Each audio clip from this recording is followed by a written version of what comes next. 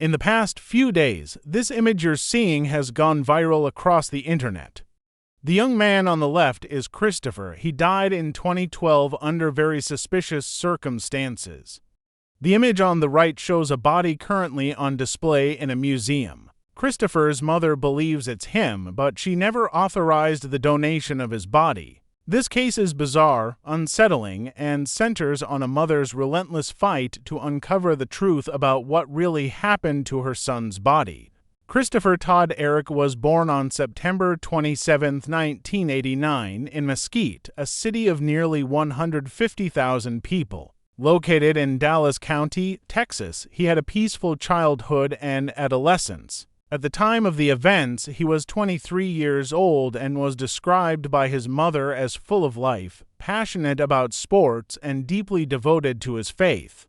Christopher attended church regularly, had a close relationship with his friends and family, and showed no signs of serious issues that might lead to a tragic end. According to Kim, he was a happy young man with dreams and plans for the future. However, Christopher's life wasn't without its challenges. His parents, Kim Eric Smith and Stephen, were divorced, and he lived with his father in Houston. The relationship between Kim and Stephen was strained, often marked by disagreements over how to raise their son. Still, Kim remained strongly connected to Christopher until something changed drastically in the months leading up to the tragedy in 2012. Christopher's father, Stephen, decided to send him to an all-boys boarding school in Houston, Texas, an institution Kim described as suspicious. According to her, the place had a dark reputation with reports of abuse and even mysterious deaths involving other young men. Kim claims that under Stephen's orders, all her communication with Christopher was completely cut off. He was not allowed to receive visitors or make phone calls, leaving her without any contact with her son. That forced isolation was the first clear sign that something was very wrong. Kim also mentioned that Christopher was being given excessive doses of testosterone at the boarding school without any clear medical justification. She never understood why this was happening, but she believes his father knew about it and approved. These allegations raised disturbing questions. What was really going on at that boarding school? Why was Christopher isolated, and how does all of this connect to the tragedy? On November 8, 2012, Christopher Todd Eric was found dead at his paternal grandmother's house in Houston. He was just 23 years old. The news devastated Kim, but what followed turned her grief into an endless nightmare. At first, the cause of death was listed as cardiac arrest, but the official story quickly changed, sparking suspicion. According to the revised death certificate, Christopher died from cyanide poisoning, a highly lethal substance. The cause of death was marked as undetermined. Authorities suggested it could have been self-inflicted or due to natural causes, but no definitive conclusion was ever reached.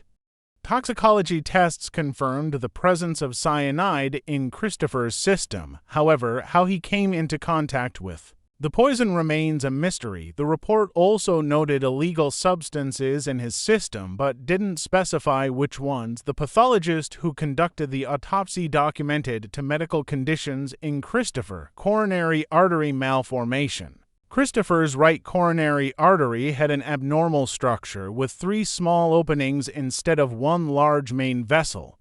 This malformation reduced blood flow to parts of the heart, increasing the risk of cardiac complications under stress. The pathologist discovered a recent myocardial infarction, damage to the heart muscle caused by a lack of oxygen, estimated to be between a few hours and a day and a half old. There was also a small tear in the wall of the aorta with blood accumulation in the surrounding connective tissue. This injury was recent, possibly 1 to 2 days old, but was not considered the direct cause of death. Initially, the pathologist suspected that the coronary malformation may have led to Christopher's death, but the presence of cyanide shifted the narrative entirely. He concluded that cyanide was the lethal factor, yet he couldn't determine whether it had been ingested intentionally, accidentally, or administered by someone else. The estimated time of death ranged from 6 to 24 hours before the autopsy, which was performed at 8:30 a.m. the day after the body was found at 4 a.m. on November 8, 2012. Despite Kim's suspicions pointing to Christopher's father as being involved, authorities found no sufficient evidence to charge anyone. In 2013, a grand jury reviewed the case but, according to sources, chose not to indict anyone in connection to Christopher's death. The cause remained classified as undetermined. Kim completely rejects the official version.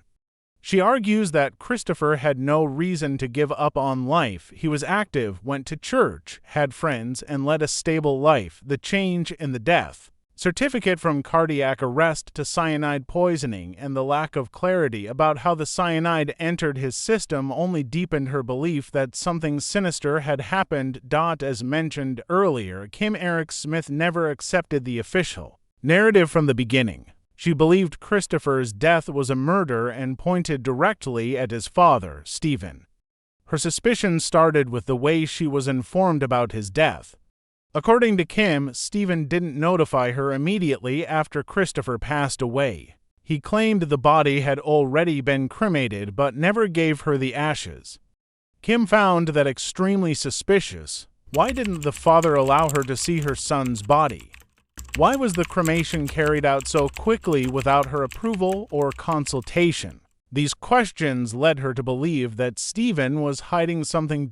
Kim also turned her attention to the boarding school where Christopher had been before his death. She claims the place was known for questionable practices, including administering excessive testosterone to young men without medical justification. Kim believes this may have contributed to Christopher's heart problems, though there's no concrete evidence linking the testosterone to the cyanide. What alarmed her most was learning that other young men from the same school had also died under mysterious circumstances, reinforcing her belief that the place was dangerous. The most shocking moment in the case came years after Christopher's death when Kim visited the Real Bodies exhibition in Las Vegas, a traveling show that features plastinated human bodies for educational purposes. The exhibit, which has toured multiple countries, is known for its controversial approach, showcasing real preserved bodies to display human anatomy. As Kim walked through the exhibit, she stopped at display number 27, where a plastinated body was posed in the position of the thinker. What she saw left her frozen. Kim is absolutely convinced that the body on display is her son, Christopher Todd Eric. She claims the resemblance is undeniable. The height, the weight, even the facial structure, despite the lack of skin, matched Christopher perfectly.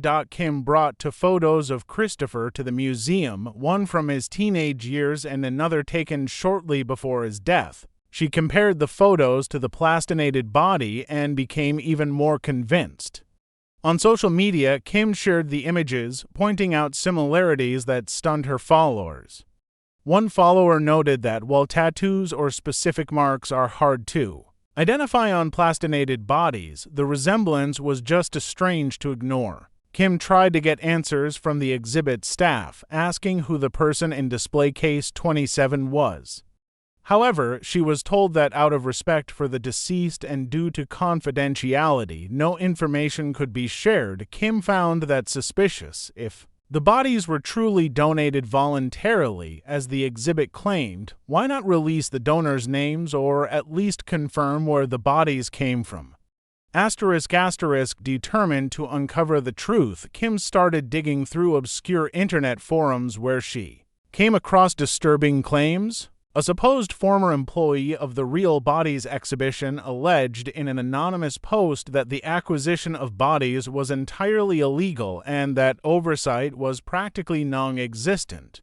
Another worker, a young man new to the team, approached Kim after hours and confirmed that staff members were aware the bodies came from questionable sources, though he didn't have further details to share. A major obstacle is the plastination process used to preserve the bodies. During plastination, organic tissues are replaced with polymers, making DNA testing extremely difficult or even impossible. Kim requested a DNA test on the body in display case 27, but the exhibit declined, stating that the process made such testing unfeasible. However, Kim argues that if the exhibition has nothing to hide, it should at least release an official statement or cooperate with her investigation. The silence from the Real Bodies exhibition has only fueled more suspicion despite media coverage. With the case gaining traction on social media and other platforms, the exhibition has not responded to Kim's claims. In a public Facebook post, Kim addressed Stephen, Christopher's father, demanding answers. She accused him of profiting from Christopher's death, suggesting that he sold his son's body to the Real Bodies exhibition in Las Vegas. Kim also stated that Stephen completely cut off her communication with Christopher while he was at the boarding school, isolating him entirely. She launched a petition on Change.org demanding that the body in display case 27 be tested to determine if it belongs to Christopher. The petition gathered thousands of signatures, reflecting public support for her cause. She also created a Facebook page to share updates and rally support, where she expresses her pain and determination. Kim insists that Christopher had no intention of giving up on life. She describes her son as a vibrant young man, full of energy and faith, with no serious issues that could justify the use of illegal substances or cyanide. To her, the presence of cyanide is strong evidence that everything may have been orchestrated, either by Stephen or the boarding school. In 2025, the case went viral again online, with many users demanding greater transparency in the human body exhibition industry. Kim didn't sit idly by. In addition to the Change.org petition, she used social media to share her story and push for justice. In her posts, she details her efforts to get answers, including reaching out to authorities, lawyers, and the administration of the Real Bodies exhibition.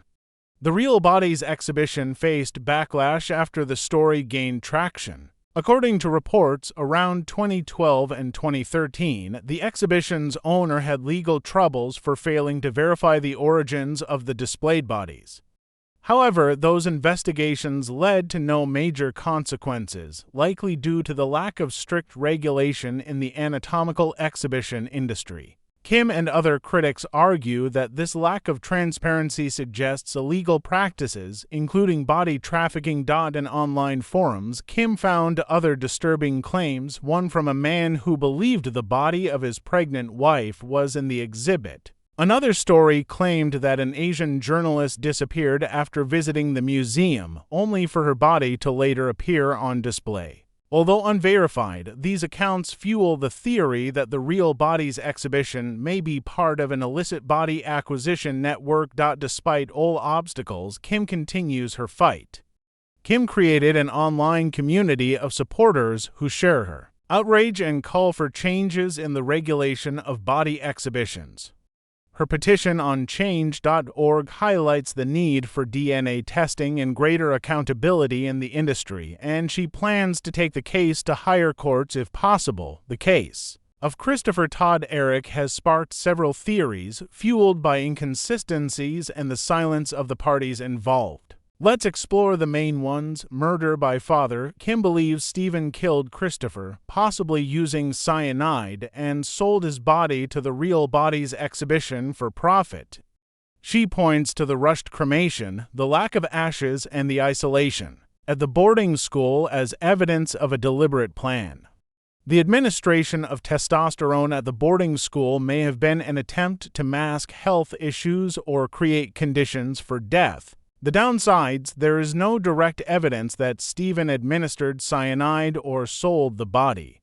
Cyanide poisoning could have been accidental or voluntary, and the quick cremation may be explained by personal decisions, although suspicious, accidental. Death at the boarding school. Another theory suggests Christopher died due to negligence or experimentation at the boarding school, such as the administration of testosterone or other substances. Cyanide may have been a chemical accident, and the body was sent to the exhibition to cover up the incident. The downsides: there are no confirmed records of cyanide-related deaths at the boarding school, and having the body in the exhibition would be a huge risk for the institution. Voluntary dose. The official version suggests that Christopher may have ingested the substance intentionally or accidentally, possibly due to the use of illegal substances. His coronary malformation could have contributed to death under stress. The downsides, Kim insists that Christopher had no reason to do this, and the presence of cyanide is hard to explain without context of access to the poison. Body trafficking. The broader theory is that Christopher was a victim of an illegal body trafficking network, with the Real Bodies exhibition acquiring bodies from questionable sources. Kim believes Stephen collaborated with this network, but other mentioned cases, such as the pregnant wife and the Asian journalist, suggest a systemic issue.